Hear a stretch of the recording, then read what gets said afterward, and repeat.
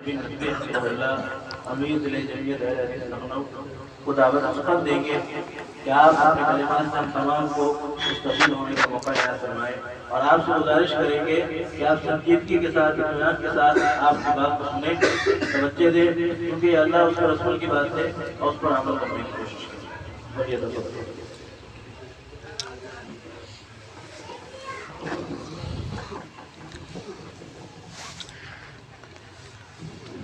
ان الحمد لله نحمده ونستعينه ونستغفره ونؤمن به ونتوكل عليه ونعوذ بالله من شرور انفسنا ومن سيئات اعمالنا من يهده الله فلا مضل له ومن يضلل فلا هادي له واشهد ان لا اله الا الله واشهد ان محمدا عبده ورسوله اما بعد فاعوذ بالله السميع العليم من الشيطان الرجيم بسم الله الرحمن الرحيم فَهَلْ يَنْظُرُونَ إِلَّا السَّاعَةَ بَغْتَةً فَقَدْ جَاءَ أَشْرَاطُهَا فَأَنَّى لَهُمْ إِذَا جَاءَتْهُمْ ذِكْرَاهُمْ۔ اسٹیج پر جلوہ افروز تمام ذمہ دار علماء کرام، حاضرین، خواتین اور ہمارے بچے، بڑی خوشی ہوئی الاحسان اسلامک فاؤنڈیشن کی ان تعلیمی سرگرمیوں کو دیکھ کر۔ اللہ رب العزت سے دعا ہے کہ اس کے اندر مزید توفیق عطا فرمائے اور اس کے دائرے کو اور وسیع فرمائے اور لوگوں کو مزید استفادہ کرنے کی توفیق عطا فرمائے۔ حضرات گرامی، میں نے آپ کے سامنے یہ سورہ محمد کی ایک آیت تلاوت کی ہے۔ اللہ رب العزت نے ارشاد فرمایا، کفار، مشرکین، یہود اور نصارہ، ان سب کے پس منظر میں کہ اللہ کے پیارے رسول صلی اللہ علیہ وسلم، یہ سورہ محمد ہے مکمل، کہ اللہ کے پیارے رسول حضرت محمد مصطفیٰ صلی اللہ علیہ وسلم لوگوں کے سامنے دین کو پیش کر رہے ہیں، سچائیوں کو اجاگر کر رہے ہیں، حقیقتوں کو بے نقاب کر رہے ہیں۔ بہت ساری وہ باتیں جن سے انسان ناواقف ہے، ناآشنا ہے، اللہ کے پیارے رسول حضرت محمد مصطفیٰ صلی اللہ علیہ وسلم ان حقیقتوں کو سامنے لا رہے ہیں اور بیان کر رہے ہیں، اور لوگوں کا معاملہ یہ ہے کہ لوگ اپنی غفلت میں جی رہے ہیں، توجہ نہیں کرتے، دشمنی پر آمادہ ہیں۔ اللہ کے نبی صلی اللہ علیہ وسلم اور آپ کے ماننے والوں کے اوپر اذیتوں کے پہاڑ توڑے جا رہے ہیں، ان کے راستے بند کیے جا رہے ہیں۔ اللہ رب العزت نے ایک بات ارشاد فرمائی ہے اس آیت کے اندر، فَهَلْ يَنْظُرُونَ إِلَّا السَّاعَةَ بَغْتَةً، کیا یہ انتظار کر رہے ہیں کہ اچانک قیامت آ جائے؟ فَقَدْ جَاءَ أَشْرَاطُهَا، سن لو اس کی علامتیں تو ہو چکی، جو قیامت سے پہلے کی علامتیں ہیں وہ تو ہو چکی۔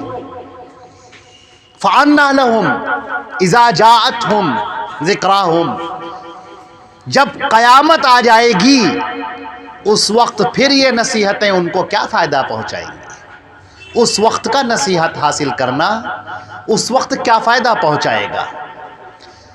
ابھی تمہاری آنکھوں کے سامنے جو یہ غیب کے پردے پڑے ہیں اور تمہارے نبی حضرت محمد مصطفیٰ صلی اللہ علیہ وسلم تمہارے سامنے جو باتیں پیش کر رہے ہیں، ان باتوں کو قبول کرو، اور اگر تم نے قبول نہ کیا تو یاد رکھو کہ پھر اس کے بعد ایک ہلاکت ہے اور بربادی ہے، اور اس کے علاوہ کچھ نہیں۔ جس دن ندامت ہوگی انسان کو، شرمندہ ہوگا انسان، لٹا پٹا کھڑا ہوا ہوگا اور افسوس سے اپنے ہاتھوں کو چبا رہا ہوگا اور کہہ رہا ہوگا، یا لیتنی لم اتخذ فلانا خلیلا، اے کاش کہ میں نے فلاں کو اپنا دوست نہ بنایا ہوتا، کاش کہ میں نے رسول کے راستے کو اختیار کیا ہوتا، کاش کہ میں نے محمد مصطفیٰ صلی اللہ علیہ وسلم کی پیروی کی ہوتی اور ان کی باتوں کو مانا ہوتا۔ عزیزان گرامی، اللہ کے پیارے رسول صلی اللہ علیہ وسلم کو اللہ نے جب یہاں پر بھیجا تو فرمایا، وَلَقَدْ مَنَّ اللَّهُ عَلَى الْمُؤْمِنِينَ، اللہ تعالیٰ نے احسان کیا ہے تمام لوگوں پر، احسان کیا ہے انسانوں پر اور جناتوں پر۔ جو حضرت محمد مصطفیٰ صلی اللہ علیہ وسلم کو بھیجا ہے. اس بات کو سمجھو. تم اس دنیا میں آئے، تم اس دنیا میں کیوں آئے؟ انسان آتا ہے اور چلا جاتا ہے.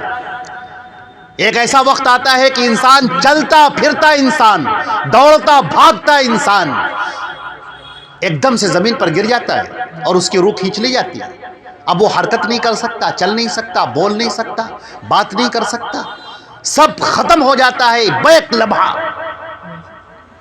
تم کہاں سے آئے ہو، تمہیں کہاں جانا ہے، تمہارا کیا معاملہ ہوگا، تمہارے ساتھ کیا کیا جائے گا، تمہاری منزل کیا ہوگی، یہ انسان اسی طرح دیواروں سے سر ٹکراتا رہتا اور لگاتار پریشانیوں میں مبتلا رہتا، اور اس کی سمجھ میں خود سے یہ نہ آتا کہ آخر ہم ہیں کون اور ہمارا معاملہ کیا ہے. اللہ تعالیٰ فرماتے ہیں وَلَقَدْ مَنَّ اللَّهُ عَلَى الْمُؤْمِنِينَ اِذْ بَعَثَ فِيهِمْ رَسُولًا مِّنْهُمْ، اور اللہ تعالیٰ نے تمام احسان کیا ہے سارے لوگوں پر کہ ان کے درمیان میں حضرت محمد مصطفیٰ صلی اللہ علیہ وسلم کو بھیجا ہے، جو تم کو دعوت دیتے ہیں، جو تمہارے سامنے حق کو واضح کرتے ہیں، ہدایت کو تمہارے سامنے پیش کرتے ہیں، تمہارے سامنے سچا راستہ دکھاتے ہیں، وہ راستہ جو سرفرازیوں کا راستہ ہے، کامیابیوں کا راستہ ہے، جنت میں لے جانے والا راستہ ہے، تمہاری زندگی کو زندگی بنا دینے والا راستہ ہے. اس زندگی کی طرف تمہیں دعوت دیتے ہیں حضرت محمد مصطفیٰ صلی اللہ علیہ وسلم. کاش کہ تم اس بات کو سمجھ سکو، کاش کہ تم اپنے امام کو، اپنے قائد کو، اپنے رہنما کو اور اپنے اس مشفق نبی کو کاش کہ تم پہچان سکو. اور اگر تم نے پہچان لیا تو پھر تمہاری کامیابی ہے کہ تم نے اپنے اس نبی کو جان لیا جو تمہارے درمیان میں بھیجا گیا اور ہدی والبینات لے کر، روشن نشانیوں کو لے کر بھیجا گیا. اور یاد رکھو، اس بات کو اچھی طرح سے سمجھ لو کہ اس دنیا کے خاتمے کا وقت قریب آ گیا ہے. قیامت کی سب سے پہلی نشانی حضرت محمد مصطفیٰ صلی اللہ علیہ وسلم، جو سابقہ انبیاء کرام یہ بتاتے رہے ہیں کہ اس دنیا کو ایک دن نیست و نابود ہونا ہے، یہ ختم ہو جائے گی دنیا، یہ پوری دنیا ختم ہو جائے گی، پہاڑ روئی کے گالوں کی طرح اڑتے ہوئے پھریں گے اور یہ کائنات درہم برہم ہو جائے گی. اس کی سب سے پہلی نشانی خود حضرت محمد مصطفیٰ صلی اللہ علیہ وسلم ہے. ان کا آ جانا اس بات کی علامت ہے کہ اب اس دنیا کی عمر زیادہ بچی نہیں ہے. بخاری شریف کے اندر اللہ کے پیارے رسول صلی اللہ علیہ وسلم نے فرمایا بعثت انا والساعۃ کہاتین، میں آیا ہوں، مجھے مبعوث کیا گیا، نبی بنایا گیا، جبکہ قیامت ان دو انگلیوں کے درمیان ہے. اس طرح سے ہے جیسے یہ سبابہ اور یہ وسطیٰ آپس میں ملی ہوئی ہیں، بالکل کوئی فاصلہ نہیں ہے بیچ میں. اسی طریقے سے میرے اور قیامت کے بیچ میں اب کوئی فاصلہ نہیں ہے، اب بس آنے والی. نبی کریم صلی اللہ علیہ وسلم نے اس امت کو خبردار فرمایا اور یہ بتایا کہ اب وہ دن جس دن اللہ رب العزت حکم دیں گے اسرافیل کو اور سور پھونکا جائے گا اور اس کی آواز اس قدر تیز ہوتی چلی جائے گی کہ پوری کائنات درہم برہم ہو جائے گی اور کوئی باقی نہ بچے گا. اس دن سے پہلے کی کچھ علامتیں ہیں جنہیں فتن کے نام سے تعبیر کیا جاتا ہے. اللہ کے نبی صلی اللہ علیہ وسلم نے ان کو فتنہ کہا ہے اور یہ کہا ہے کہ ان فتنوں کی برسات سے پہلے اپنے آپ کے دین کی، ایمان کی حفاظت کر لو. اس دین کو پکڑ لو جو دین حضرت محمد مصطفیٰ صلی اللہ علیہ وسلم لیے ہوئے. ایک روایت کے اندر اللہ کے پیارے رسول صلی اللہ علیہ وسلم نے فرمایا کہ میری مثال اس شخص کی طرح ہے جیسے کسی نے ایک شمع روشن کی، ایک موم بتی، جیسے کسی نے ایک شمع روشن کی اور جو ہی وہ شمع روشن ہوئی دور دور سے پتنگے آنے لگے اور آ کر اس پر گرنے لگے. وہ آگ میں گر کر اپنی جان دے دیتے ہیں. اللہ کے نبی صلی اللہ علیہ وسلم فرماتے ہیں کہ میں تمہیں کمر سے پکڑ کر اس آگ سے تمہیں روک رہا ہوں اور تم ہو کہ اسی آگ میں کودے جاتے ہو. اللہ کے نبی صلی اللہ علیہ وسلم ایک ایک کو روک رہے ہیں. ایک ایک کے سامنے پیش کرے. وہ ابو جہل اور ابو لہب، عتبہ اور شیبہ، جن کے سامنے اللہ کے نبی صلی اللہ علیہ وسلم بیان کر رہے ہیں کہ بات کو سمجھو. اتیتکم بالذبح، میں تمہارے لیے اعلان لے کر آیا ہوں کہ اگر تم نے میری بات نہ مانی تو ہلاک ہو جاؤ گے. میں تمہیں تمہارے فائدے کی بات کر رہا ہوں. اے انسان، اپنے آپ کو پہچان اور جان کہ تیرے آگے ہونا کیا ہے. اللہ کے نبی صلی اللہ علیہ وسلم فرماتے ہیں کوہ صفا پر آپ کھڑے ہوئے اور آپ صلی اللہ علیہ وسلم کے سامنے سارے لوگ کھڑے ہیں، مشرکین مکہ کھڑے ہیں. آپ صلی اللہ علیہ وسلم نے سوال کیا کہ لوگوں، میرے ایک سوال کا جواب دو. مجھے یہ بتاؤ کہ اگر میں تم سے یہ کہوں کہ میرے پہاڑ کے پیچھے ایک بڑا لشکر ہے جو حملہ آور ہونا چاہتا ہے، تم پر حملہ کرنا چاہتا ہے، تو کیا تم میری بات مان لو گے؟ لوگوں نے کہا کہ اے محمد، ہم آپ کی بات کیوں نہ مانیں گے؟ الصادق الامین، آپ تو صادق ہیں اور امین ہیں، آپ تو سچے ہیں اور آپ تو امانت دار ہیں. آپ کی ایک ریپوٹیشن ہے پوری قوم کے اندر، آپ کی عزت ہے پوری قوم کے اندر، آپ جو کہیں گے آپ کی بات بالکل سچی ہوگی. آپ صلی اللہ علیہ وسلم نے کہا کہ تو پھر حقیقت کو پہچانو اور جانو کہ اس پوری کائنات کا مالک ایک اللہ ہے، جل جلالہ جل شانہ.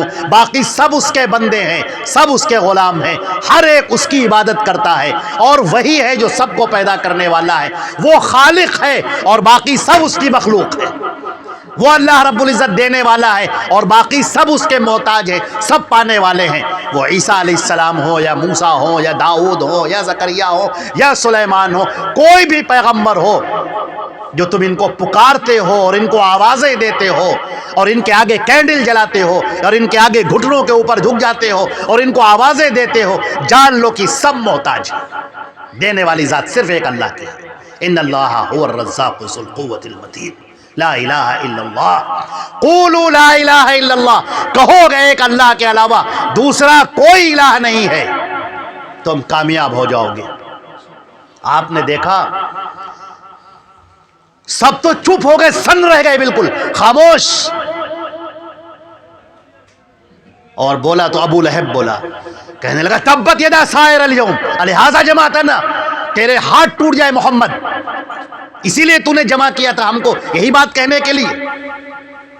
اللہ کے نبی صلی اللہ علیہ وسلم نے تو کوئی جواب نہ دیا، لیکن مالک الملک نے اس کا جواب دیا، رب ذوالجلال نے اس کا جواب دیا اور کہا تبت یدا ابی لہب و تب، ابو لہب کے دونوں ہاتھ ٹوٹ جائے اور برباد ہو جائے، وہ ما اغنی عنہ مالہ وما کسب، یہ جو اس نے کمایا ہے یہ اس کی کمائی اس کے کام نہ آئے گی. یہ بھی اور اس کی بیوی بھی جہنم کے اندر ڈالے جائیں گے، بھڑکتے ہوئے شعلوں کے اندر ڈالے جائیں گے اور گردن کے اندر بٹی ہوئی رسی پڑی ہوگی. یہ انجام صرف ابو لہب کا نہیں ہے، یہ انجام ہر اس شخص کا ہے جو حضرت محمد مصطفیٰ صلی اللہ علیہ وسلم کی باتوں کا جھٹلانے والا ہے، جو ان کی باتوں کا انکار کرنے والا ہے، جو ان سے منہ کو موڑنے والا ہے. یہ انجام ہر اس شخص کا ہے. اس کے ہاتھ ٹوٹ جائے. ہاتھ ٹوٹنا کیا ہے؟ یہ عربی کا ایک محاورہ ہے. عربی کا محاورہ ہے کہ انسان جب ناکام ہو جاتا ہے، نامراد ہو جاتا ہے اور اس کا سارا نفع ختم ہو جاتا ہے تو اسے کہا جاتا ہے کہ اس کے تو ہاتھ ٹوٹ گئے، وہ تو بالکل ناکام ہو گیا. جیسے کوئی آدمی اچھے خاصے پیسے کمائے اور پیسے لے کر چلے اور معلوم ہوا کہ راستے میں اس کی جیب کٹ گئی، اب تو اس کے پاس کچھ نہیں بچا، وہ بیچارہ ہکا بکا کھڑا ہوا ہے، وہ پریشان حال، اسے پتہ ہی نہیں کہ پیسہ گیا تو کہاں گیا. اس نے اتنی محنت کی اور اس کی محنت اس کے کام نہ آئی، اب وہ چپ چاپ کھڑا ہے بالکل. اللہ تبارک و تعالیٰ فرماتے ہیں کہ اسی طرح سے انسان اس روز کھڑا ہوگا، کلہم آتیہ یوم القیامت فردا، ہر آدمی تنہا اللہ کے سامنے حاضر ہوگا اور اپنے حساب کتاب دے رہا ہوگا. ہر آدمی، یہاں پر ایک لفظ کو دیکھیے جو فرمایا گیا، تنہا آدمی کھڑا ہوگا اور اپنا حساب دے رہا ہوگا.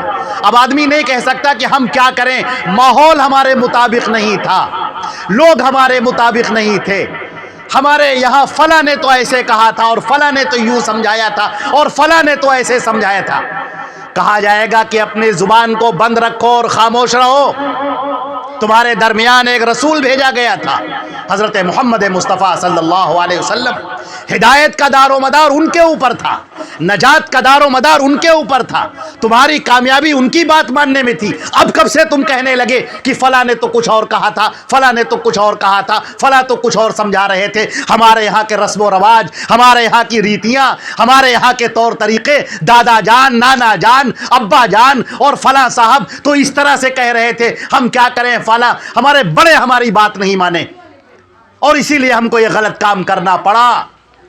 آپ یہ کہہ کر نکل نہیں سکتے۔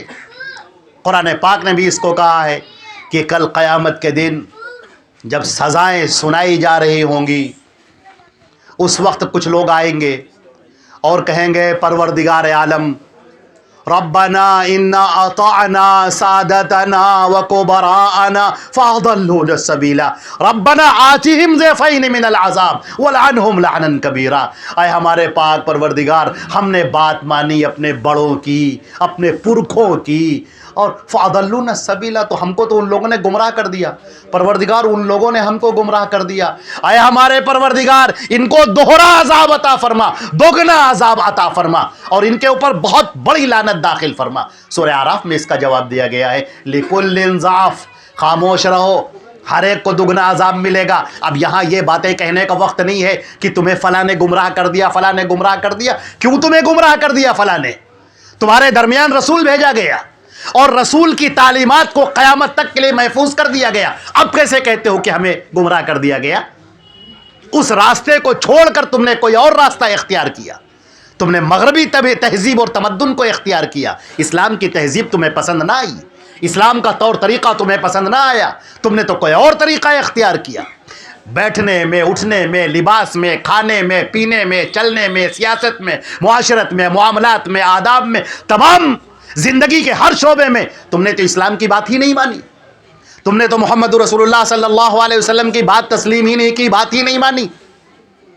اب پھر یہ کیا کہنا کہ ہم تو گمراہ ہو گئے، ہمیں فلاں نے گمراہ کر دیا؟ تمہیں گمراہ کرنے والا تمہارا اپنا نفس ہے، تمہارا گمراہ کرنے والا تمہارا اپنا دل ہے۔ تمہیں قرآن پاک نے بھی اس کو بیان کیا، افرأیت من اتخذ الہہ ہوا، کیا تم نے دیکھا نہیں اس شخص کو جس نے اپنے دل کو اپنا معبود بنا رکھا ہے، اپنا معبود بنا رکھا ہے، جو اس کا دل کہتا ہے بس وہی کرتا ہے، اپنی آنکھوں کو بند کر کے اس گمراہی کے پیچھے پیچھے وہ چلا جا رہا ہے۔ حضرات گرامی، اللہ کے نبی صلی اللہ علیہ وسلم نے حق کی باتیں لوگوں کے سامنے پیش فرمائی، اور جب یہ حق کی آواز بلند فرمائی تو آپ صلی اللہ علیہ وسلم نے لوگوں کو اپنے ساتھ لیا جو آپ کے اوپر ایمان لانے والے۔ آپ ذرا ملاحظہ کریں، آپ ذرا غور فرما کر دیکھیں کہ ایسا نہیں تھا کہ اللہ کے نبی صلی اللہ علیہ وسلم نے اعلان نبوت فرمایا اور اس کے بعد کسی نے اسلام قبول کیا اور اسلام قبول کرنے کے بعد چپ چاپ اپنے گھر کے اندر بیٹھ گیا۔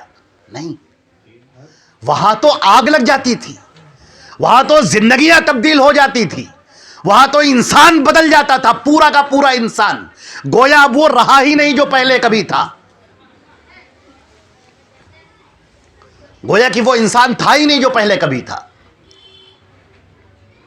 اللہ کے نبی صلی اللہ علیہ وسلم نے جو دعوت پیش فرمائی، صحابہ کرام اس کو لے کر آگے بڑھے، اور اس دعوت کو پھیلانے میں جتنا کردار مردوں کا ہے اتنا ہی خواتین کا بھی ہے، بلا شبہ اس میں کوئی شک نہیں کہ عورت اور مرد یہ دونوں مل کر ایک سماج کو بناتے ہیں اور ایک سوسائٹی کی تعمیر کرتے ہیں۔ یہاں پر کسی ایک کا حصہ نہیں ہے، بلکہ یہ حصہ برابر تقسیم کیا گیا ہے، مردوں کا بھی اور عورتوں کا بھی ہے۔ جو ذمہ داری مردوں کی ہے اسی طرح سے ذمہ داری عورتوں کی بھی ہے۔ دائرہ کار میں فرق ہے، میدان عمل میں فرق ہے، جگہ کا فرق ہے، طریقوں کا فرق ہے، لیکن دعوت کی ذمہ داری عورتوں پر بھی ہے اور مردوں پر بھی۔ آپ دیکھیں آج حضرت عمر بن الخطاب امیر المؤمنین اسلام کے اندر داخل ہوئے ہیں، اس کے پیچھے کس کی محنت ہے، اس کے پیچھے کس کی آواز ہے، اس کے پیچھے کس کی دعوت ہے، اور کس کا وہ بہتا ہوا خون ہے جس کو دیکھ کر تڑپ گئے تھے امیر المؤمنین سیدنا عمر فاروق رضی اللہ تعالیٰ۔ وہ وقت کہ کفار مکہ آپس میں بیٹھے ہیں اور کہہ رہے ہیں یہ کیا ہو گیا، ہم تو تنگ آ گئے اس ابو طالب کے بھتیجے سے، بے انتہا تنگ آ گئے ہیں، ہمارے اندر افتراق پیدا کر دیا ہے، اپنی باتیں نئی باتیں لے کر آیا ہے، یہ ہمارے معبود حبل لات عزا، اب ہم ان کی پوجا چھوڑ دیں اور ایک اللہ کی عبادت کریں، کیسی عجیب و غریب باتیں ہیں جو یہ کر رہا ہے، ان ھذا لشیء عجاب، انمشوا واصبروا علی آلہتکم، اٹھو کھڑے ہو جاؤ، تیار ہو جاؤ اور اپنے معبودوں کی حفاظت کے لیے آگے آ جاؤ، ضرور یہ کوئی سوچی سمجھی سازش ہے۔ حضرت عمر بن الخطاب رضی اللہ تعالی عنہ، انہوں نے اپنی تلوار میان سے نکالی اور لہرائی لوگوں کے سامنے اور کہا بس آج کے بعد سے مسئلہ باقی نہ رہے گا، ابھی میں جاتا ہوں اور اسی تلوار سے سر قلم کر کے لے کر آتا ہوں۔ حضرت عمر بن الخطاب رضی اللہ تعالیٰ عنہ غصے میں بھرے ہوئے، جذبات میں بھرے ہوئے، بے انتہا غصے میں، آتش غضب میں بھڑکتے ہوئے آگے بڑھتے ہیں۔ حضرت نعیم ان کو راستے میں ملتے ہیں، کہتے ہیں کہ یا ابن الخطاب این تقصد، کہاں خطاب کے بیٹے کہاں جا رہے ہو تم؟ کہا بس میں جا رہا ہوں اس آدمی کے پاس میں جس نے سارا فتنہ برپا کر رکھا ہے، پورا اتھل پتھل مچا رکھی ہے مکے کے اندر، ابھی میں جاتا ہوں اس کا سر قلم کر کے لاتا ہوں۔ وہ اسلام لا چکے تھے۔ انہوں نے کہا عمر اگر تمہیں سر ہی قلم کرنا ہے تو اپنی بہن اور بہنوئی کا جا کر قلم کرو، وہ بھی اسلام میں داخل ہو چکے ہیں۔ کہا کیا بکتے ہو، ایسا کیسے ممکن ہے؟ کہا ہاں تمہاری اپنی سگی بہن اور تمہارے بہنوئی سعید وہ دونوں اسلام میں داخل ہو چکے ہیں، فاطمہ اور سعید دونوں کے دونوں۔ بس ایک دم سے ان کا غصہ اور بڑھا اور اب بجائے نبی کریم صلی اللہ علیہ وسلم کے گھر کی طرف جانے کے اب وہ سیدھے پہنچتے ہیں اپنے بہن اور بہنوئی کے گھر۔ اور اس وقت قرآن پاک کی تلاوت ہو رہی تھی، سورہ طٰہٰ نازل ہوئی تھی اور سورہ طٰہٰ پڑھی جا رہی تھی، اور نسخے میں لکھی ہوئی تھی جو کھجور کی چھالوں پر لکھی جاتی ہے، وہ لکھی ہوئی موجود تھی۔ حضرت خباب اسے پڑھا رہے تھے، سعید بھی موجود۔ حضرت عمر رضی اللہ تعالی عنہ دروازے پر انہوں نے دستک دی، کہا کون؟ کہا خطاب کا بیٹا عمر۔ ان کی آواز کو پہچان کر اس آواز کے اندر جو غصہ تھا، جوش غضب، وہ سمجھ گئے گھر کے اندر کے لوگ اور کہا یہ تو بہت ہی غصے میں آئے، ان کا غصہ مشہور ہے حضرت عمر فاروق رضی اللہ تعالی عنہ کا۔ حضرت فاطمہ نے کہا جو ان کی بہن ہے، انہوں نے کہا دروازہ کھولا جائے دیکھتے ہیں۔ انہوں نے دروازہ جیسے ہی کھولا حضرت عمر فاروق رضی اللہ تعالیٰ عنہ نے کوئی سوال نہ کیا، ایک تماچا انہیں مارا بہت تیز جس سے وہ گر پڑی اور کہا یہ کیا پڑھ رہے تھے تم؟ کہا میں نے اللہ کا کلام پڑھا ہے۔ کہا اس کا مطلب مسلمان ہو گئی، اسلام میں داخل ہو گئی؟ کہا ہاں۔ کہا سبوتی، دین گمراہ ہو گئی تم، ہمارے دین کو چھوڑ دیا۔ یہ بات کہہ کر ان کو مارنا شروع کیا، نعال سے، جوتوں سے اپنے، یہاں تک کہ ان کا سر پھٹ گیا۔ اب ان کو بچانے کے لیے ان کے بھائی، ان کے جو شوہر تھے سعید، ان کے بہنوئی، وہ دوڑے آئے اور جیسے ان کو بچانا شروع کیا ان کو بھی مارنا شروع کیا اور کہا کہ آج کا تو میں ختم کر کے رہوں گا۔ یہ بہتا ہوا خون، حضرت فاطمہ کے چہرے کے اوپر جو خون بہ رہا ہے اور ادھر سعید جو گرے پڑے ہوئے ہیں حضرت عمر فاروق رضی اللہ تعالیٰ عنہ کے مار سے، ان کے لات، گھوسے، مکے، تماچوں سے۔ حضرت فاطمہ کہتے ہیں عمر اگر تم مجھے مار بھی ڈالو، میری موت بھی آ جائے، تب بھی میں اس دین اسلام کو چھوڑ نہیں سکتی، مجھے حق مل گیا ہے، اللہ کی معرفت مل گئی ہے، میں اسے نہیں چھوڑ سکتی۔ یہ جو انہوں نے الفاظ کہے ہیں اور جو بہتا ہوا خون حضرت عمر فاروق نے دیکھا، بہرحال سگی بہن تھی، وہ خون کی محبت تھی، وہ گردش میں آئی۔ انہوں نے کہا اچھا تو پھر مجھے بتاؤ کہ وہ ہے کیا کلام، کیا ہے اس کے اندر ایسا جس نے نشہ کر دیا ہے تمہارے اوپر، ایک جادو طاری کر دیا ہے؟ کہا وہ تو اللہ کا کلام ہے۔ کہا دیکھیں سورہ طٰہٰ کے وہ الفاظ عمر فاروق کے جو سامنے پیش کیے گئے، جو اس میں لکھے ہوئے تھے کھجور کی چھال پر، طٰہٰ ما انزلنا علیک القرآن تشقیٰ الا تذکرۃ لمن یخشیٰ تنزیلا ممن خلق الارض والسماوات العلیٰ۔ یہ طٰہٰ ہم نے قرآن پاک کو اس لیے نہیں نازل کیا ہے کہ تم پریشانی میں پڑ جاؤ، یہ قرآن پاک نازل ہو رہا ہے اس ذات کی جانب سے جس نے آسمان اور زمین کو پیدا کیا ہے۔ یہ سورہ طٰہٰ کا وہ پڑھنا کہ حضرت عمر فاروق رضی اللہ تعالی عنہ کے دل پر الفاظ پڑھتے چلے گئے، اللہ کا وہ کلام دل پر اثر ہوتا ہوا چلا گیا، اور انہوں نے کہا اچھا تو یہ محمد کہاں ملیں گے؟ حضرت فاطمہ نے پوچھا کیوں؟ کہا کہ میں بھی اسلام قبول کرنا چاہتا ہوں۔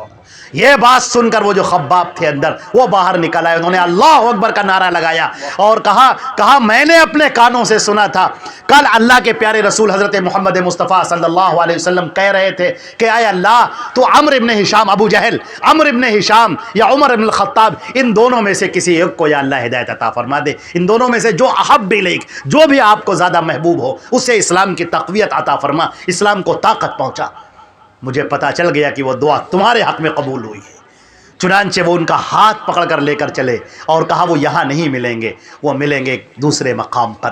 جناب نبی کریم صلی اللہ علیہ وسلم کو وہاں پر لے کر گئے جہاں پر حضرت حمزہ اور دیگر لوگ بیٹھے ہوئے تھے۔ حضرت حمزہ رضی اللہ تعالیٰ عنہ نے دور سے دیکھا حضرت عمر بن الخطاب کو آتے ہوئے، اور دیکھا کہ تلوار ابھی بھی ہاتھوں میں ہے۔ لوگ ڈر گئے اور لوگوں نے کہا ایسا لگ رہا ہے کہ یہ ارادے نیک نہیں ہیں عمر کے۔ تو حضرت حمزہ رضی اللہ تعالیٰ عنہ بیٹھے تھے، وہ بولے، کہنے لگے آنے دو، اگر صحیح ارادے سے آیا ہے تو ٹھیک ہے، ورنہ اسی کی تلوار سے اس کی گردن قلم کر دیں گے۔ حضرت عمر فاروق رضی اللہ تعالیٰ عنہ گھر کے اندر داخل ہوئے اور اللہ کے نبی صلی اللہ علیہ وسلم آگے بڑھے اور آپ کا گریبان پکڑا اور گریبان کو جھٹکا دیا اور کہا عمر کیا ابھی وقت نہیں آیا کہ تو اسلام میں داخل ہو جائے؟ تو اللہ کا راستہ اختیار کر، سچائیوں کو قبول کر، کب تک جھوٹوں کا سہارا بنا رہے گا؟ حقیقت کو قبول کر، سچائیوں کو قبول کر۔ حضرت عمر فاروق رضی اللہ تعالیٰ نے اسی وقت تلوار گرا دی اور کہا میں نے اسلام کو قبول کیا، اور اپنا ہاتھ بڑھائیے، میں نے آپ کو نبی تسلیم کیا۔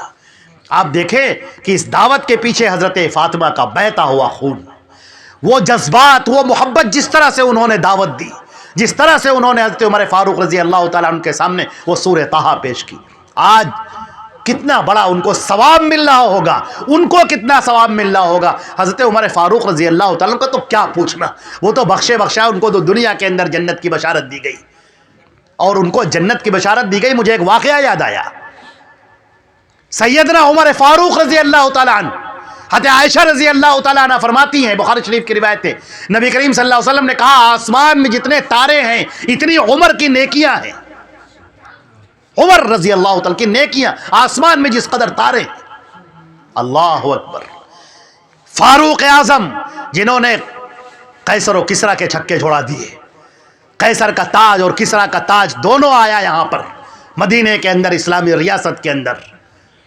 نبی کریم صلی اللہ علیہ وسلم نے کہا تھا اذا ہلک قیصر فلا قیصر بعدہ واذا ہلک کسریٰ فلا کسریٰ بعدہ، یہ قیصر ہلاک ہو جائے گا، پھر کوئی دوسرا قیصر نہیں اٹھے گا، یہ کسریٰ ہلاک ہو جائے گا، پھر کوئی دوسرا کسریٰ نہیں آئے گا، اور تم یہ کنوز شام کو فتح کرو گے، تمہارے لشکر وہاں جائیں گے اور وہ فتح کر کے آئیں گے۔ اور اللہ کے نبی کی پیشن گوئی پوری ہوئی۔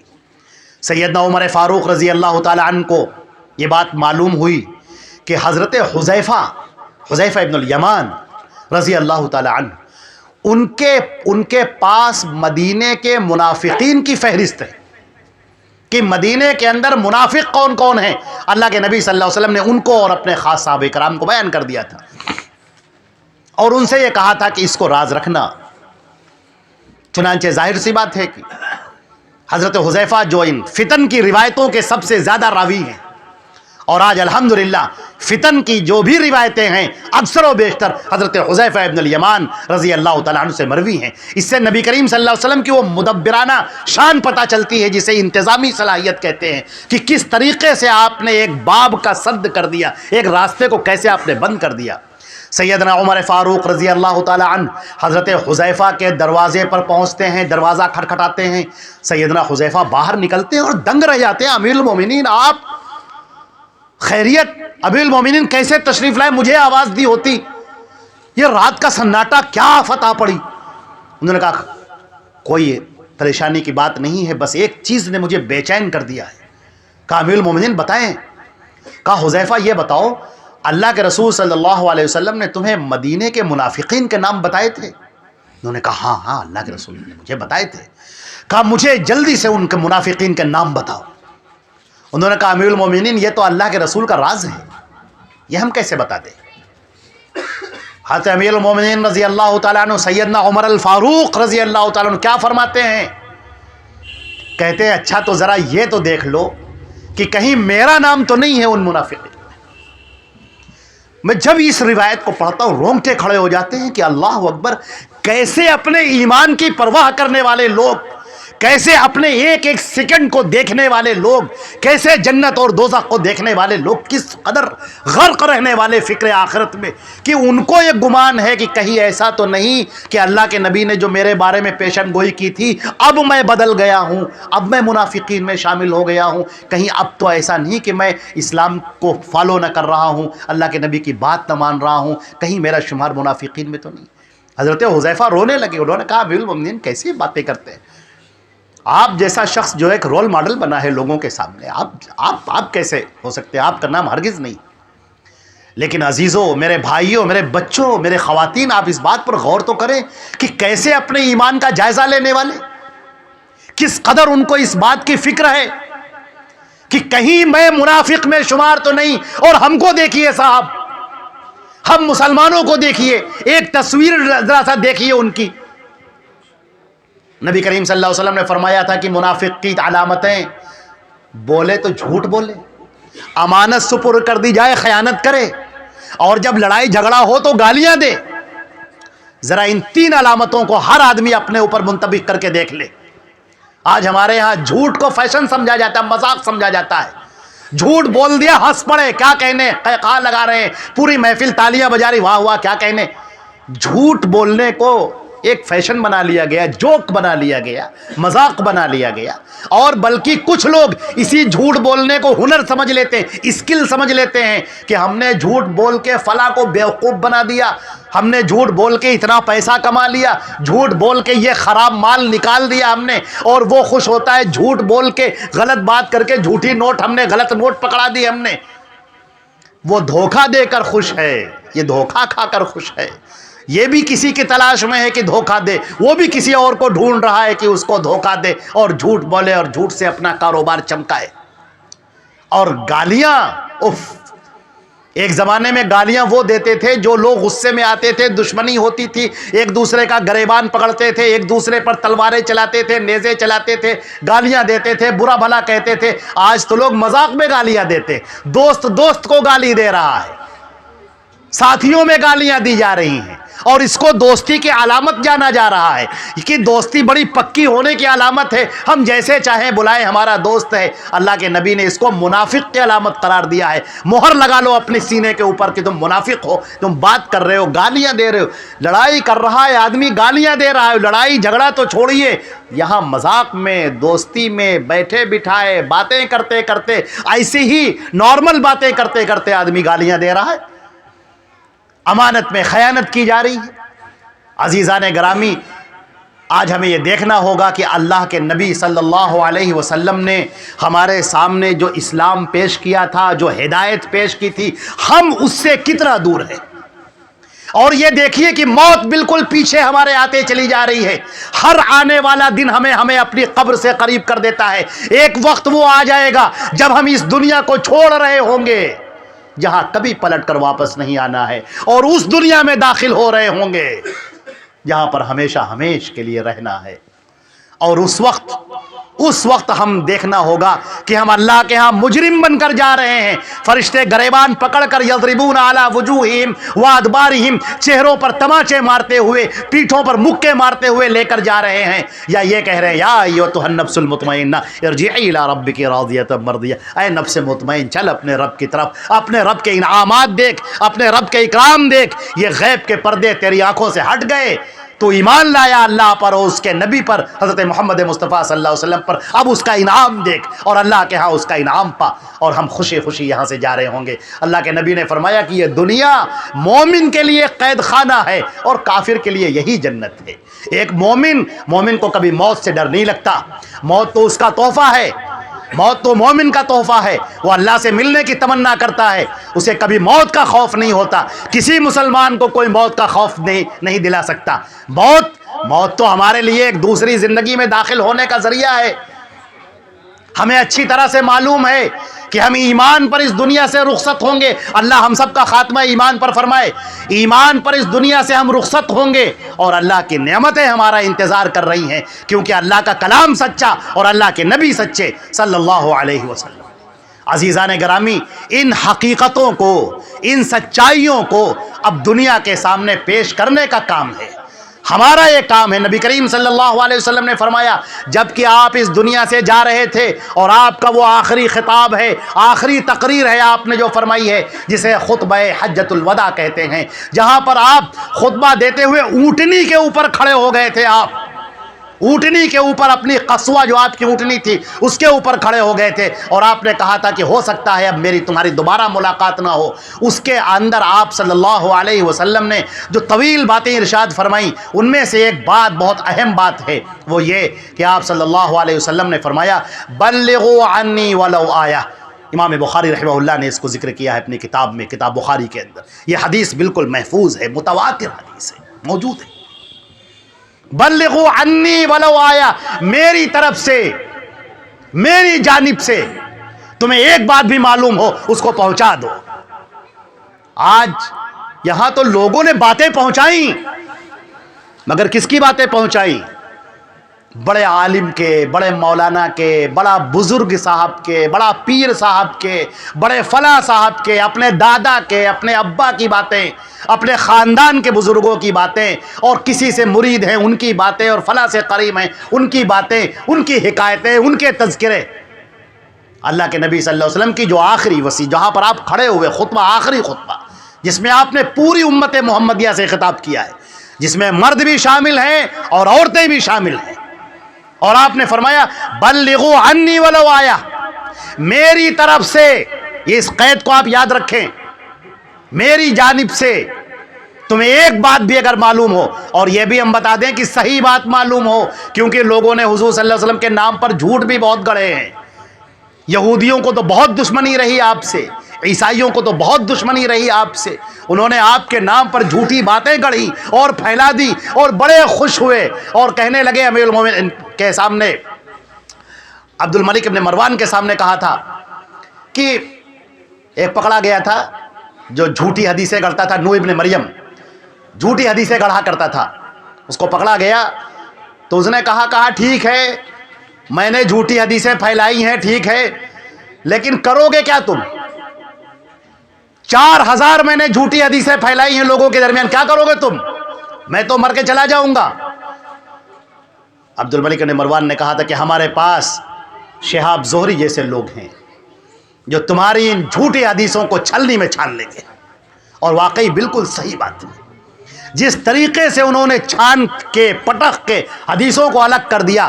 ایک جھوٹ کو ایک سچ سے پہچاننے کے جو طریقے ہو سکتے ہیں، آپ اگر کھڑے ہو جائیں کہ مجھے جھوٹ کو سچ کو الگ کرنا ہے، جو طریقے آپ اپنا سکتے ہیں اس سے کہیں زیادہ بالا تر طریقے محدثین نے اپنائے. اللہ نے ان کے اوپر اپنی رحمتیں کھول دیں، دروازے کھول دیے، حافظہ عطا کر دیا، اور اتنا اطمینان اور سکون انہیں عطا فرما دیا. نبی کی دعائیں ان کے ساتھ میں ہوئیں کہ آج ہر گڑھی ہوئی حدیث ایک طرف، موضوع حدیث، منکر حدیث، شاذ حدیث، صحیح حدیث، اصح حدیث، متواتر حدیث، حسن حدیث، سب کیٹیگرائز کر کے الگ.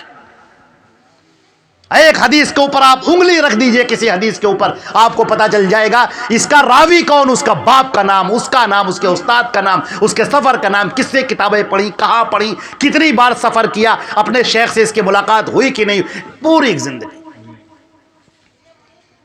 ڈاکٹر اسپرنگر جو اسلام کا بہت بڑا دشمن ہے، اس نے لکھا بھی ہے کہ آج مسلمانوں کو اس بات پر فخر کرنا چاہیے کہ انہوں نے اپنے نبی کی باتوں کو جس طرح محفوظ رکھا ہے، دنیا کی کسی قوم نے اپنے نبی کی باتوں کو محفوظ نہیں رکھا.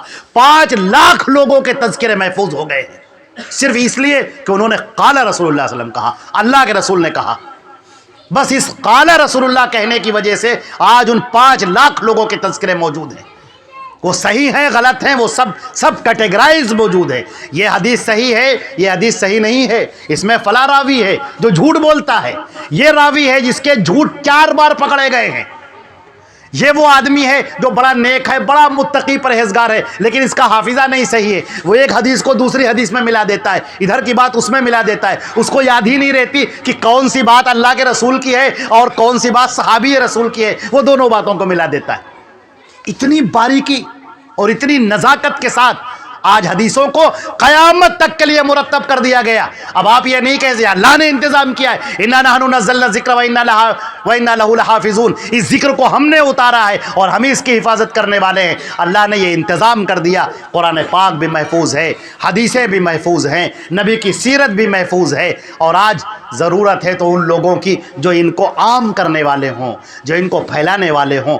دیکھیے انسان مر جاتا ہے، اذا مات ابن آدم انقطع عملہ، جب ابن آدم مر گیا اس کا نامہ اعمال بند، ختم، الا من ثلاث، تین چیزوں کو چھوڑ کر۔ تین چیزیں جاری رہتی ہیں ہمیشہ، قیامت تک جاری رہیں گی۔ آدمی مر کے چلا گیا لیکن ثواب کاؤنٹ ہوتا رہے گا، ملتا رہے گا، ثواب ملتا رہے گا، قیامت تک اس کا ثواب جاری رہے گا، اس کا ثواب اسے اس کے نامہ اعمال میں روز آنا لکھا جاتا رہے گا۔ وہ کون سے نامہ اعمال کون سی ہیں؟ ان میں سے ایک تو ہے مصحف قرآن پاک۔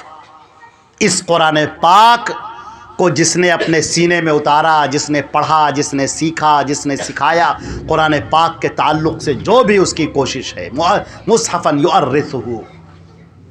اور دوسرا ہے نیک اور صالح اولاد جو مرنے کے بعد اس کے لیے مغفرت کی دعا کرتی رہے۔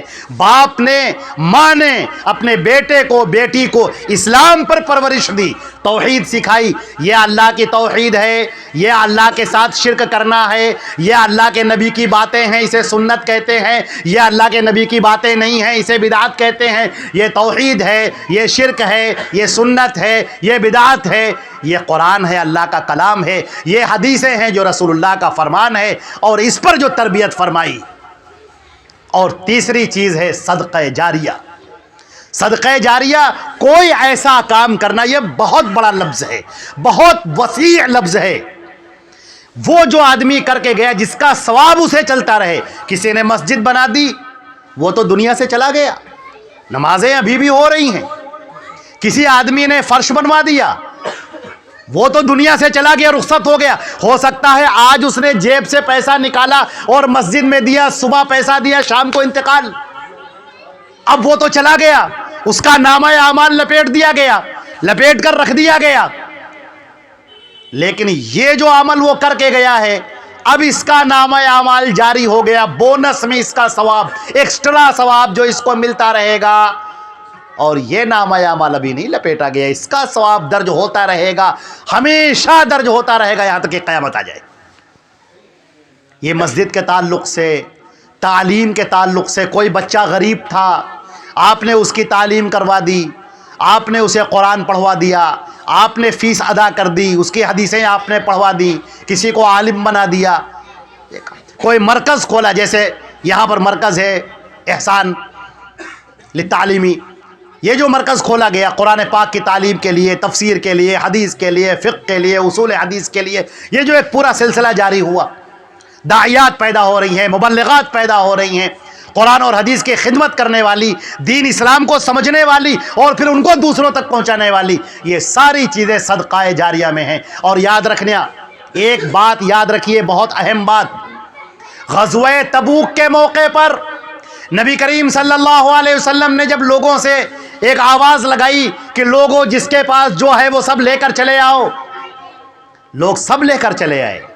سیدنا ابو بکر صدیق رضی اللہ تعالی عنہ، حضرت ابو بکر صدیق رضی اللہ تعالیٰ عنہ کی ایک فضیلت آپ کے سامنے بیان کر دیں۔ حضرت عائشہ صدیقہ رضی اللہ تعالیٰ عنہ نے سوال کیا، انہیں جب یہ بات معلوم ہوئی کہ آسمان میں جتنی نیکیاں ہیں اتنی حضرت عمر فاروق رضی اللہ تعالیٰ عنہ کی نیکیاں ہیں، جتنے تارے ہیں اتنی نیکیاں حضرت عمر فاروق رضی اللہ تعالیٰ عنہ کی ہیں، انہوں نے کہا وَأَيْنَ أَبِي يَا رسول اللہ، اللہ کے رسول میرے ابا جان ابو بکر صدیق، ان کا کیا مقام ہے، ان کی نیکیاں کتنی ہیں؟ نبی کریم صلی اللہ علیہ وسلم نے فرمایا ابو بکر کی اور نیکیاں تو جانے دو، وہ جو میرے ساتھ 3 دن غار ثور میں رہے ہیں، عمر کی ساری نیکیاں ایک پلڑے میں، اور وہ 3 رات کی فضیلت جو ابو بکر صدیق میرے ساتھ رہے ہیں وہ ایک طرف کر دی جائے تو ابو بکر صدیق کا پلڑا جھک جائے گا۔ یہ ہے سیدنا ابو بکر صدیق رضی اللہ تعالی عنہ امیر المؤمنین۔ بہت کم وقت ملا حکومت کرنے کا، لیکن جو انہوں نے جافشانی دکھائی ہے، ایک تاریخ کا ایک باب ہے جس کے ایک جملہ ہے، بہت پیارا سا جملہ۔ رومن امپائر حملہ کرنے کے لیے تیار ہے، پرشین امپائر حملہ کرنے کے لیے تیار ہے، ادھر مرتدین کا فتنہ اٹھ رہا ہے، ادھر سجاہ کا فتنہ اٹھ رہا ہے، ادھر اس نے جھوٹا نبوت کا دعویٰ مسیلمہ کذاب نے کر رکھا ہے، اس کا ایک لشکر تیار ہے، گھرے ہوئے ہیں لشکروں کے بیچ میں، اور کہتے ہیں کہ نہیں ہم تو مقابلہ کریں گے، آگے بڑھ کر جنگ کریں گے۔ سارے لوگ یہ سمجھاتے ہیں ان سے کہ حکمت سے کام لیجئے، ذرا حکمت اختیار کیجئے، اتنے دشمنوں سے ہم کیسے مقابلہ کر پائیں گے۔ حضرت ابو بکر صدیق رضی اللہ تعالیٰ عنہ نے تاریخ ساز جملہ کہا ہے جو ہر مسلمان کے سینے پر نقش ہو جانا چاہیے، ہر مسلمان کے سینے پر نقش ہونا چاہیے، ہر صاحب ایمان کے، بوڑھا بچہ جوان عورت ہر ایک کے سینے پر۔ انہوں نے کہا اَيُنْقَصُ الدِّينُ وَأَنَا حَيٌّ، میرے آنکھوں کے سامنے دین اسلام کو کاٹا جا رہا ہو اور میں زندہ رہوں، ہو نہیں سکتا۔ موت تو آنی ہے، ایک نہ ایک دن تو آئے گی ہی، یا اللہ کی راہ میں میری موت آئے، اللہ کے دین کو بچاتے ہوئے میری موت آئے، اسلام کی سرفرازی کے لیے، اسلام کی سربلندی کے لیے میری موت آئے، مجھے یہ موت گوارا ہے۔ میں ایک حدیث سناتا ہوں آپ کو، نبی کریم صلی اللہ علیہ وسلم نے فرمایا، اللہ کے نبی صلی اللہ علیہ وسلم فرماتے ہیں کہ وہ بندے مومن جو اللہ کی راہ میں مار دیا گیا ہو، قتل کر دیا گیا اللہ کے نام پر، اللہ کے لیے، دین اسلام کے لیے، دین اسلام کی حفاظت میں، سنت نبوی سیدنا محمد رسول اللہ صلی اللہ علیہ وسلم کی حفاظت میں، اس مسلمان کو شہید کر دیا گیا۔ جب وہ عالم برزخ میں ابھی جنت کی بات نہیں ہو رہی ہے، جنت کی ہم بات نہیں کر رہے ہیں، عالم برزخ کی بات کر رہے ہیں۔ قرآن پاک میں فرمایا گیا وَبَيْنَهُمْ بَرْزَخٌ إِلَىٰ يَوْمِ يُبْعَثُونَ، قیامت تک کے لیے ان کے درمیان میں برزخ بنا دی گئی ہے، اب اس دنیا میں نہیں آ سکتے، ابھی جنت کی بات نہیں ہو رہی ہے، برزخ کی بات ہو رہی ہے۔ وہ مسلمان جو اللہ کی راہ میں شہید ہوا، اللہ کے پیارے رسول صلی اللہ علیہ وسلم فرماتے ہیں کہ اس کو جنت میں سبز قالب دیا جائے گا، ایک جسم دیا جائے گا جو ہرے رنگ کا ہوگا، یطیر بہ حیث یشاء، وہ اس کے ذریعے سے اڑتا پھرے گا جہاں چاہے گا، اڑتا جہاں پر وہاں تک پہنچ جائے گا جہاں سدرۃ المنتہا ہے، سدرۃ المنتہا جہاں جبریل امین بھی آگے نہیں جا سکتے، ادھر کے فرشتے ادھر نہیں آ سکتے، ادھر کے فرشتے ادھر نہیں جا سکتے، سدرۃ المنتہا ایک بیریئر ہے۔ اللہ کے پیارے نبی صلی اللہ علیہ وسلم فرماتے ہیں یہ شہید جو اللہ کی راہ میں شہید ہوا ہے وہ اڑے گا، سدرۃ المنتہا سے آگے جا پہنچے گا جہاں اللہ کا عرش ہے، اللہ کے عرش کے گرد طواف کرے گا، اللہ رب العزت اس سے براہ راست بات کریں گے، بیچ میں کوئی ترجمان نہیں ہوگا، براہ راست اے میرے بندے تجھے میری راہ میں شہید کیا گیا ہے، بتاؤ تمہیں کوئی تکلیف تو نہیں ہے اس عالم برزخ میں؟ وہ کہے گا پروردگار جو ہم نے سوچا بھی نہیں تھا اس سے زیادہ ہمیں ملا ہے، اے میرے رب تو نے تو انعام و اکرام کی بارش کر دی۔ کہا نہیں، ابھی بتاؤ کوئی تمہاری خواہش ایسی ہے جو پوری نہ ہوئی ہو؟ وہ رب کریم ہے، ذوالجلال والاکرام ہے، کہ کوئی تمہاری خواہش باقی تو نہیں ہے؟ وہ کہے گا پروردگار عالم کوئی خواہش میری باقی نہیں ہے۔ حدیث شریف کے الفاظ ہیں، پیارے رسول صلی اللہ علیہ وسلم فرماتے ہیں کہ اللہ رب العزت ان سے بار بار کہے گا، اصرار کرے گا بتاؤ، تو کہیں گے پروردگار بس ہمیں دنیا میں بھیج دیا جائے تاکہ ہم اپنے لوگوں کو بتا سکیں کہ اللہ کی راہ میں شہید ہونے کا کیا مقام ہے، کیا مرتبہ ہے۔ اللہ تعالیٰ فرمائیں گے نہیں، یہ نہیں ہو سکتا، اس دنیا میں نہیں جا سکتا، ہاں اس بات کی خبر ہم دیں گے۔ چنانچہ قرآن پاک کے اندر وَلَا تَحْسَبَنَّ الَّذِينَ قُتِلُوا فِي سَبِيلِ اللَّهِ أَمْوَاتًا بَلْ أَحْيَاءٌ عِندَ رَبِّهِمْ يُرْزَقُونَ، وہ لوگ جو اللہ کی راہ میں شہید کیے گئے ہیں انہیں مردہ مت سمجھو، بلکہ وہ زندہ ہیں اللہ کے پاس اور انہیں رزق دیا جاتا ہے۔ یہ عالم برزخ ہے، وہاں کا جینا، وہاں کا رہنا، وہاں کا رزق، وہاں کا نظام وہ پورا علیحدہ ہے اس دنیا کے نظام سے۔ یہ عالم دنیا ہے، وہ عالم برزخ ہے، الگ الگ بالکل نظام ہے۔ یا اللہ کے نبی، اللہ کہ پیارے رسول صلی اللہ علیہ وسلم نے اس شہید کی چھوٹی سی فضیلت بیان کی، اور آپ نے یہ بھی کہا لَوَدِدْتُ أَنْ أُقَاتِلَ فِي سَبِيلِ اللَّهِ ثُمَّ أُحْيَا ثُمَّ أُقْتَلْ ثُمَّ أُحْيَا ثُمَّ أُقْتَلْ ثُمَّ أُحْيَا ثُمَّ أُقْتَلْ، میرا جی چاہتا ہے، نبی کہہ رہے ہیں، سرور انبیاء، تمام نبیوں کے سردار، سید الاولین والآخرین، آپ نے فرمایا نا سید ولد آدم ولا فخر، آپ کہہ رہے ہیں مجھے تمنا ہے، میری تمنا ہے کہ مجھے اللہ کی راہ میں شہید کیا جائے، پھر میں زندہ کیا جاؤں، پھر شہید کیا جاؤں، پھر زندہ کیا جاؤں، پھر شہید کیا جاؤں، پھر زندہ کیا جاؤں، پھر شہید کیا جاؤں۔ یہ کس کی تمنا ہے؟ جناب محمد رسول اللہ صلی اللہ علیہ وسلم کی، اس لیے کہ مومن کے لیے موت اللہ کا تحفہ ہے۔ ہم مسلمان کبھی موت سے گھبراتے نہیں ہیں، ہم موت سے ڈرتے نہیں ہیں، ہم اللہ پر ہمارا ایمان ہے، اللہ کے نبی حضرت محمد مصطفیٰ صلی اللہ علیہ وسلم پر ہمارا ایمان ہے۔ موت تو ہمارے لیے ایک دروازہ ہے، ہم اس دنیا کو چھوڑیں گے اور اس دنیا میں داخل ہوں گے جہاں پر اللہ کی رحمتیں ہمارا انتظار کر رہی ہیں۔ اللہ کے نبی کبھی جھوٹ نہیں بولتے، اللہ رب العزت کبھی جھوٹ نہیں بولتا۔ وَمَنْ أَصْدَقُ مِنَ اللَّهِ قِيلًا، اللہ سے سچی بات کس کی ہو سکتی ہے؟ اللہ سے سب سے شاندار بات اللہ کی بات، ان اصدق الحدیث کتاب اللہ، سب سے سچی بات اللہ کی بات۔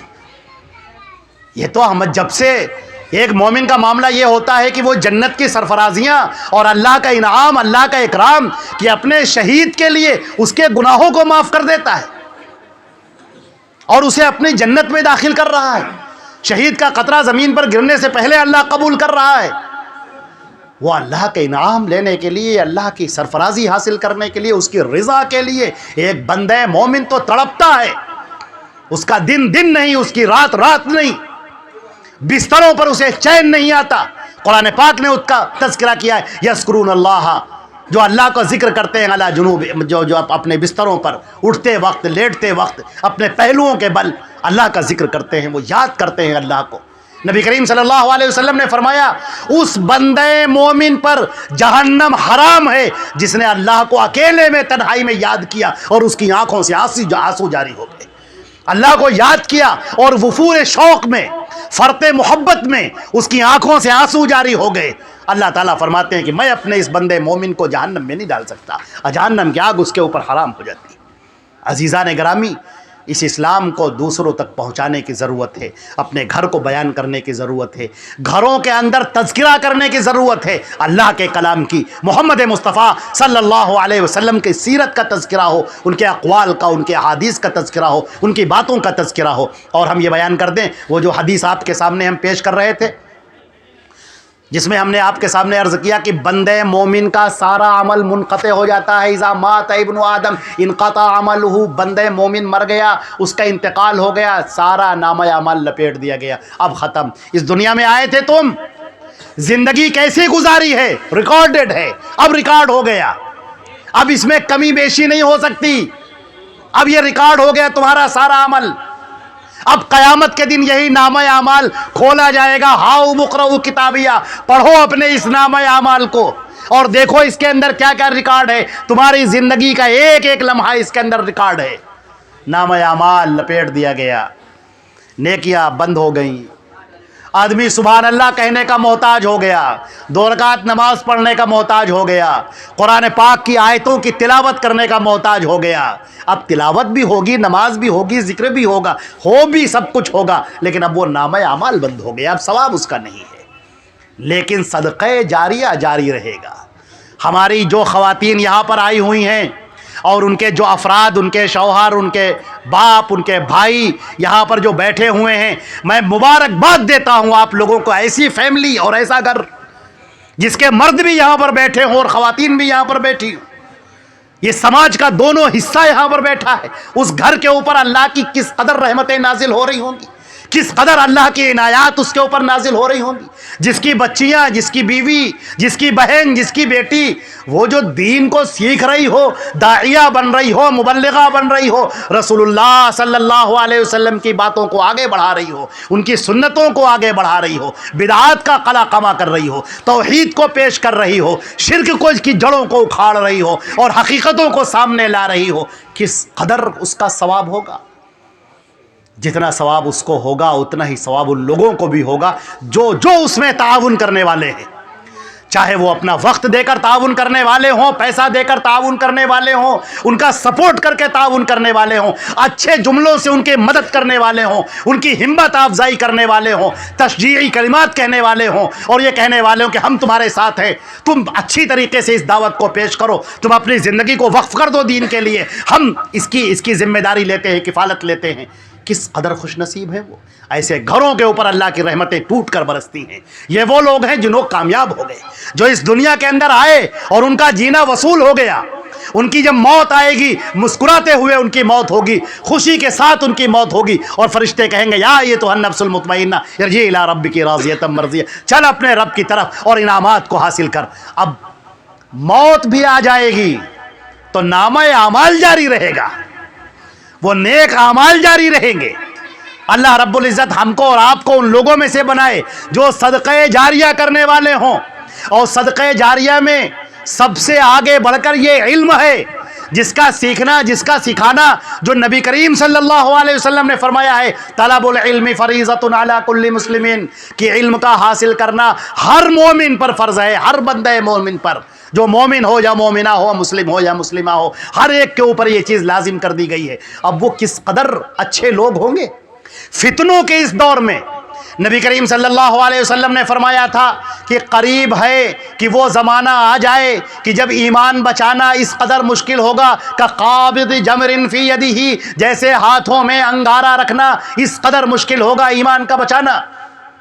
اس وقت جو ایمان کو بچائے گا، اس وقت جو ایمان کو آگے بڑھائے گا، حضرت حذیفہ ابن الیمان کی روایت متفق علیہ، بخاری مسلم دونوں کی روایت ہے، آپ نے فرمایا فمن انکرہا، جو ان فتنوں کا انکار کرے گا، ڈٹ کر کھڑا ہو جائے گا، اس کا قلع قما کرے گا، اس کا ابطال کرے گا، اس کا رد کرے گا، جو بھی کھڑا ہو جائے گا اس کا سینہ نکتت لہو نقطۃ بیضاء، اس کے سینے کے اوپر سفید نور کا نقطہ رکھا جائے گا. جب بھی وہ کسی فتنے کا انکار کرے گا ایک نقطہ بڑھا دیا جائے گا، جب بھی کسی فتنے کا انکار کرے گا ایک نقطہ اس کا بڑھا دیا جائے گا، یہاں تک کہ پورا دل اس کا منور ہو جائے گا. اس کو کوئی بھی شخص، کوئی بھی فتنے اسے ہرا نہیں سکتے. آندھیاں چلیں گی اور وہ اسی طرح سے کھڑا رہے گا، پہاڑوں کی طرح، چٹانوں کی طرح، لوہے کی لاٹ کی طرح. کوئی فتنہ اس کے اوپر اثر انداز نہیں ہوگا جو ان فتنوں کا انکار کرنے والا ہوگا. آج یہ دور آ چکا ہے، فتنوں کا دور شروع ہو چکا. قرآن پاک کے سلسلے میں سوالات، اللہ کو برا بھلا کہنا، قرآن کو برا بھلا کہنا، وہ ملعون جس نے برا بھلا کہا قرآن پاک کو اور رسول اللہ صلی اللہ علیہ وسلم کو، اس کو مکھی کی طرح بھگا دیا گیا اور نکل دیا گیا وہاں سے. اللہ رب العزت کے لیے ہم پھر بھی دعا کرتے ہیں اللہ اسے ہدایت عطا فرما. نہ صرف اس کو بلکہ اس جیسے جتنے شر پسند لوگ ہیں جن کے بھی دماغوں کے اندر گوبر بھرا ہوا ہے، کوڑا بھرا ہوا ہے، اللہ تعالیٰ ان کے دماغوں کو ہدایت سے منور فرما دے. ہم تو ان کے لیے ہدایت کرتے ہیں تاکہ وہ ہدایت کی دعا کرتے ہیں تاکہ وہ بھی جنت والے بن جائیں، کیونکہ ہمارے نبی کریم صلی اللہ علیہ وسلم کا یہی شیوا تھا. لیکن عزیزان گرامی، یہ بات بہت جاننی ضروری ہے کہ اس فتنے کے دور میں جبکہ فتنے چاروں طرف سے برس رہے ہیں، جہنم کے شعلوں کی طریقے سے بھڑک رہے ہیں، آج ہمارے لیے ضروری ہے کہ ہمارے لیے وہ اولادیں، وہ لوگ، وہ ہماری بچیاں، ہمارے بچے، ہمارے نوجوان ان فتنوں کے سامنے کھڑے ہیں مقابلہ کرنے کے لیے. وہ کہتے ہیں کہ ہم اس برائی کو اختیار نہیں کرتے، ہم اس کا انکار کرتے ہیں، اس لیے کہ ہمارے نبی نے منع کیا ہے، ہمارے قرآن میں منع کیا ہے، اللہ نے منع کیا ہے، اس کے رسول نے منع کیا ہے. جو ان فتنوں کے سامنے ڈٹ کر کھڑے ہو جاتے ہیں اور جو کہتے ہیں ساری رشتہ داریاں ایک طرف، ساری دوستیاں ایک طرف، سارے منافع ایک طرف، سارے نفع نقصانات ایک طرف، قرآن اور حدیث ایک طرف. ہماری یہ زندگی اللہ اور رسول کے نام پر قربان ہے. پتہ نہیں کب موت آ جائے ہماری، صبح کو موت آ جائے کہ شام کو موت آ جائے۔ آج ہم رات میں بستر پر لیٹیں اور صبح آنکھ ہماری عالم برزخ میں کھلے، قبر میں کھلے، ہمیں کیا معلوم؟ ہم قرآن پر اور حدیث پر جمنے والے ہیں اور ہر فتنے کا انکار کرنے والے ہیں، جو فتنے اللہ کے پیارے رسول صلی اللہ علیہ وسلم نے بیان فرمائے ہیں۔ اللہ اکبر، یہ تو پورا ایک چیپٹر ہے۔ ہم نے ارادہ کیا ہے، اللہ تعالیٰ اس کو کامیاب فرمائے، چوک کی جو مسجد ہے، مسجد شیخ سخاوت حسین جو چوک میں ہے، ہم نے ارادہ کیا ہے اس جمعرات سے انشاءاللہ ہر 15 روز پر ایک بیان ہوگا جس میں فتنوں کا بیان ہوگا۔ ہمارے نبی صلی اللہ علیہ وسلم نے جو پیشن گوئیاں فرمائی ہیں، یہ ہوگا، ایسے ہوگا، ایسے ہوگا، اللہ اکبر، اس کو آپ پڑھیں تو آپ کا سینہ ایمان سے بھر جائے گا کہ ارے اللہ کے نبی نے تو ساری باتیں بیان کر دی تھی، اور کیسے بچا جائے فتنوں سے یہ بھی بیان کر دیا تھا۔ اب ہمارے سامنے کوئی فتنہ نہیں ہے۔ نبی کریم صلی اللہ علیہ وسلم نے فرمایا تھا، ترکتکم علی محجۃ بیضاء، تم کو میں نے چھوڑا ہے ایک بالکل روشن شاہراہ پر، جس کے دن بھی اتنے روشن ہیں، جس کی راتیں بھی اتنی روشن ہیں جتنا کہ دن۔ اللہ کے نبی صلی اللہ علیہ وسلم نے دین کو مکمل کر کے اچھے طریقے سے ہمارے سامنے پہنچا دیا ہے۔ آج ضرورت ہے اس پر عمل کرنے والوں کی، ثابت قدم رہنے والوں کی، ڈٹ کر مقابلہ کرنے والوں کی، جو ہر فتنے کے سامنے ڈٹ جائیں اور سنتوں کے عالم بردار بن جائیں، سنتوں کو لے کر آگے بڑھنے والے ہوں، اسلام کو لے کر آگے بڑھنے والے ہوں، حق بات کا اعلان کرنے والے ہوں، اور بالکل خوف نہ کھانے والے ہوں، بالکل نہ ڈرنے والے ہوں۔ اللہ رب العزت ہم کو اور آپ کو اور ہماری خواتین کو، ہماری بچیوں کو اور ہمارے بچوں کو انہیں نیک لوگوں میں سے بنائے جو ان فتنوں کا انکار کرنے والے ہیں، حق کو بلند کرنے والے ہیں، سنتوں کو پہنچانے والے اور بدعتوں کا قلاقمہ کرنے والے ہیں، توحید کی دعوت دینے والے اور شرک کو بتانے والے ہیں۔ اللہ رب العزت ہم سب کو ان لوگوں میں سے بنائے۔ اور آپ حضرات کو آخر میں ہم پھر مبارکباد دیتے ہیں کہ آپ حضرات یہاں تشریف لائے، اور خواتین یہاں پر آپ کے ہاں موجود ہیں، جو نہیں ہیں ان کو آپ بھیجیے اور دین کے کام میں بڑھ چڑھ کر حصہ لیجئے۔ ہماری یہ زندگی بہت پگھلتی جا رہی ہے برف کی طریقے سے، کب آخری دن ہو جائے کوئی نہیں جانتا۔ اللہ تعالی ہمیں اور آپ کو ایمان کی دولت عطا فرمائے۔ یہاں کے ذمہ داروں کو بھی ہم مبارکباد دیتے ہیں کہ ان کو اتنا عظیم کام کرنے کی اللہ نے توفیق عطا فرمائی۔ بلا شبہ ہمارے لیے، آپ کے لیے، ان حضرات کے لیے، سب کے لیے صدقہ جاریہ ہے۔ یہ چمن یوں ہی رہے گا اور ہزاروں بلبلیں اپنی اپنی بولیاں سب بول کر اڑ جائیں گی، ہم لوگ تو ایک ایک کر کے یہاں سے چلے جائیں گے، عمل باقی رہے گا، نیکیاں باقی رہیں گی جو اللہ کے ہاں لکھی ہوئی ہیں۔ اللہ تعالی ہم کو آپ کو عمل کرنے کی توفیق عطا فرمائے۔ وآخر دعوانا الحمدللہ رب العالمین، والصلاۃ والسلام علی محمد وآلہ وصحبہ اجمعین برحمتک یا ارحم الراحمین۔